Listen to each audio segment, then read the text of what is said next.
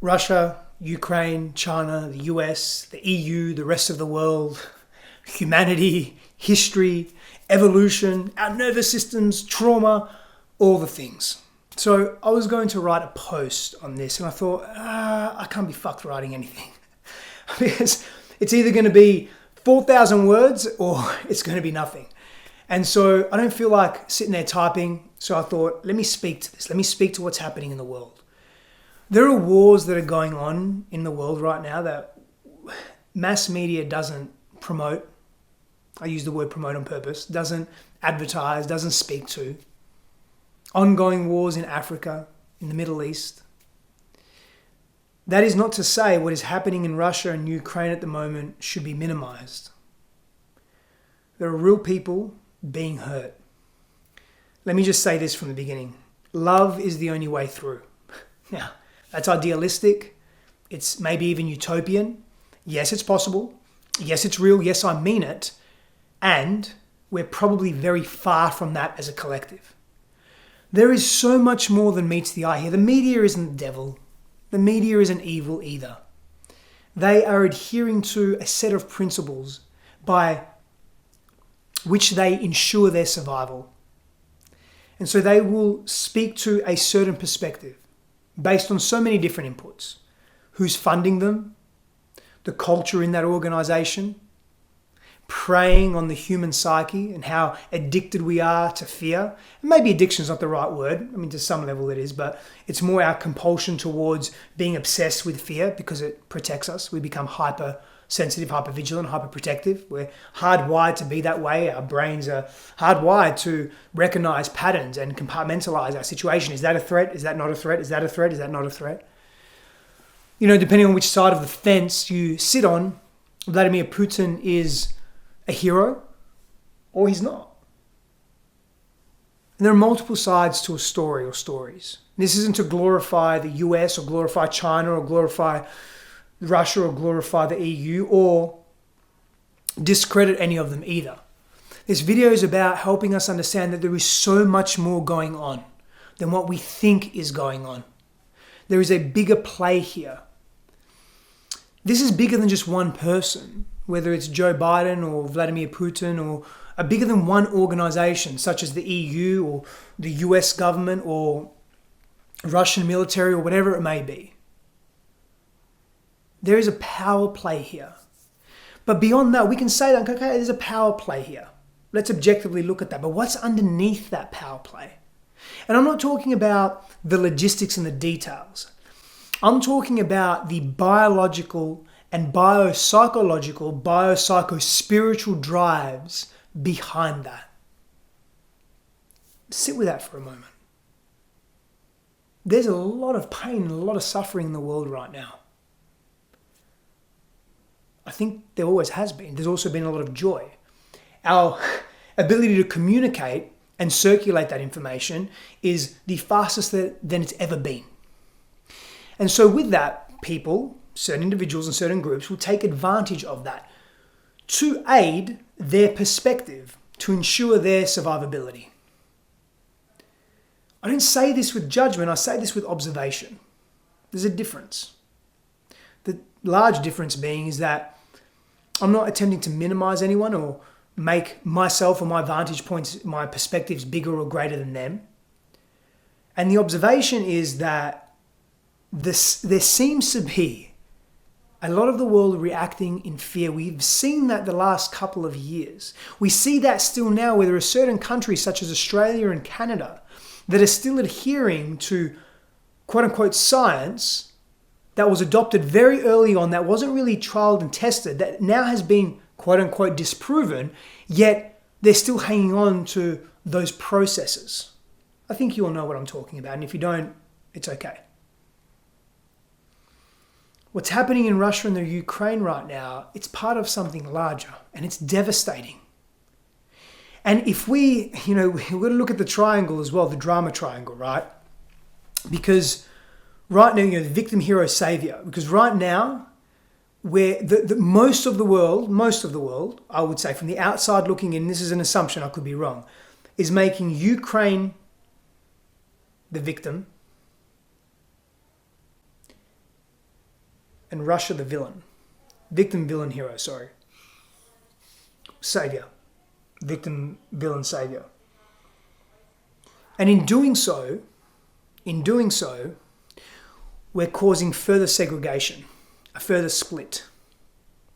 So let me come back to what's driving this behavior. What are the fears here? We have politicians, we have global heads of government, leaders, that in reality, and this is an informal assessment, so let me be super clear on that. It's just me observing patterns and behavior from the limited information that I have, right? And also have of certain people. It's also based on my history. It's also based on my experience, my expertise, my professional career, what I do for a living, and all of that. What I'm seeing is essentially wounded little boys in adult bodies making decisions on behalf of millions of people, sometimes hundreds of millions of people, sometimes more, billions in fact, that are serving a self-interest and are serving self-protection. Now that's one way to look at this. There are many ways to look at this. We can look at it purely from a geopolitical, socioeconomic sense. We can look at it from a psychological sense. We can look at it from culture. We can blend all of those ways of observing what's happening and more. But the truth is that there is a lot of unresolved pain out there. And people are continuing to suffer. And we're not addressing the core issues, irrespective of what your political beliefs are, of whether you think our current US president is worthy of being a president, or he's adept enough to be a president, or he's intelligent enough, or if he's strong enough to be a president, or the leader of the free world, the leader of the US, whether you think he's great. Look at what is happening. Look at the games that are being played. The carelessness. We have to realize that we have the capacity as a humanity to destroy planets. Think about that. That's big. And the fact that that is a threat that is used on an ongoing basis tells you something about our individual and collective psyches. The fact that we're willing, certain people are willing, not all of us of course, because the few don't represent the all, but that some of us are willing to hedge those bets. You know what? I don't think you're going to use nuclear weapons. Even if you've got them, you're not going to use them. I've got mine, but you won't use yours. But I'll use mine. We're willing to destroy ourselves to be right. I often say, would you rather be loved or would you rather be right? Would you rather be loved or would you rather be right? This is just another way to look at what's going on. And we can definitely speak to, again, the geopolitical aspects of what is happening and unraveling. But what's underneath? What's underneath? What is underneath all of that? And what I'm suggesting is that what is underneath all that is a shit ton and heap of unresolved pain and anger and frustration and sorrow and ideology that is rigid and hyper-protective and threatened and views the world through a greater lens of threat than it does of safety. It's not wrong or right. That could be accurate, actually. But if we perpetuate that, we will get more of that. And what is happening now in the Ukraine and Russia, let's just say it settles tomorrow, will arise again somewhere else in the world. Because we're not dealing with the stuff that is causing it. So my prayers go to not only the Ukraine or to Russia, but to all of us. Because as a collective, we have a greater capacity to make change, to elicit transformation towards what exactly, I'm not completely sure. Too many of us have too many ideas around what is right and what is wrong and what should be and what shouldn't be. But we do have an opportunity to sit together as brothers and sisters and work that out. And maybe that's a little utopian too. Maybe that is a little hopeful. But what we're doing now is at some point we're going to get pushed really hard and the other party or the other person or the other group is going to feel so threatened that they will justify the use of nuclear warfare or hyper-destructive warfare, whether it's nuclear or some other technology that arises. Remember, we have the capacity to destroy planets. So what do? It's out of our hands. It's out of our control. What Russia is doing, it's a national juggernaut. What's happening in the Ukraine, the EU, the US, war in Africa, war in the Middle East, tension, conflict, abrasiveness, combativeness. Like, what do?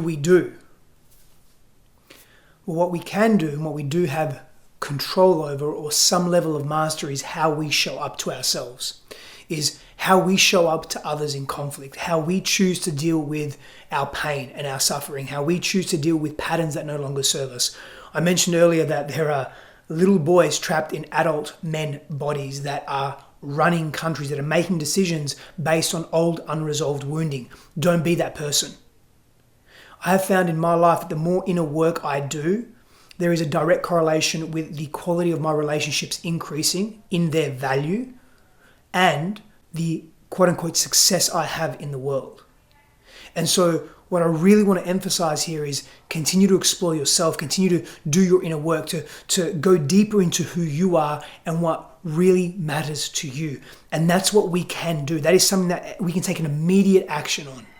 You can read more, you can learn more about yourself, you can sit in stillness more, you can be in nature, you can reflect, you can journal, you can have deep and meaningful conversations, you can seek counsel, a psychologist, a coach, a therapist, a healer. You can go on expedition into the wild, unknown aspects of your psyche and into the world and be better than you were yesterday. And that is something that we can do and is easily accessible. Well, I don't want to say easily accessible, but simply accessible to the point where we can make a difference in our own lives and in the lives of those that we touch.